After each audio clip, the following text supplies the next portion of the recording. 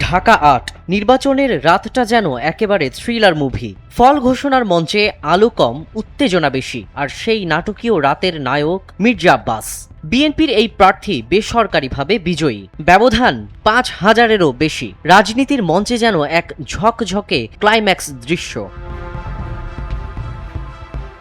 প্রতিদ্বন্দ্বিতার লড়াইয়ে ছিলেন এনসিপির মোহাম্মদ নাসির উদ্দিন পাটোয়ারি। ১০৮টি কেন্দ্রে তিনি পেয়েছেন ৫১,৫৭২ ভোট, সঙ্গে পোস্টাল ভোট ২,৫৫৫, মোট ৫৪,১২৭। সংখ্যাটা ছোট নয়, বরং বেশ সিনেমাটিক। কিন্তু শেষ দৃশ্যে নায়ক একজনই, আর দর্শক ২,৭৫,০০০-এরও বেশি ভোটার। পুরো একটি মেগা সিরিজের অডিয়েন্স।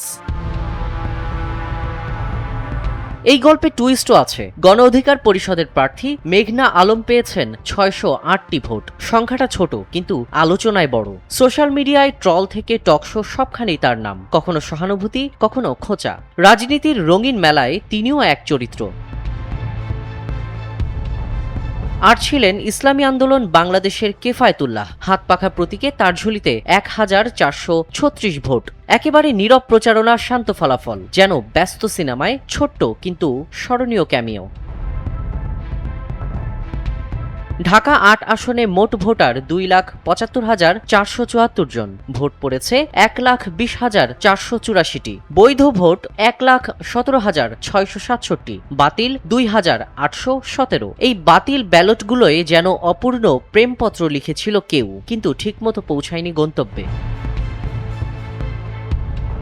পোস্টাল ভোটের গল্পটাও কম মজার নয়। ৮,৯৯২ জন পোস্টাল ভোটার। ভোট পড়েছে ৬,০১২টি, বাতিল ৩২০। প্রবাসে বা দায়িত্বে থেকেও যারা ভোট দিয়েছেন, তারা যেন দূর থেকে পাঠানো শুভেচ্ছা কার্ড, গণতন্ত্রের কাছে ভালোবাসার চিঠি। সব মিলিয়ে ঢাকা ৮ ছিল এক রাজনৈতিক রিয়েলিটি শো। হাসি, উত্তেজনা, হিসাব নিকাশ, আর ভোরের দিকে ফল ঘোষণার নাটকীয়তা। রাজনীতি এখানে শুধু সংখ্যা নয়, একটু গসিপ, একটু গ্ল্যামার, আর অনেক গল্প। ভোটের মঞ্চে পর্দা নামলেও আলোচনা এখনো চলছে, কারণ নির্বাচন শেষ, কিন্তু নাটক সেটা তো চলবেই। বিনোদন ডেস্ক, এনপিবি।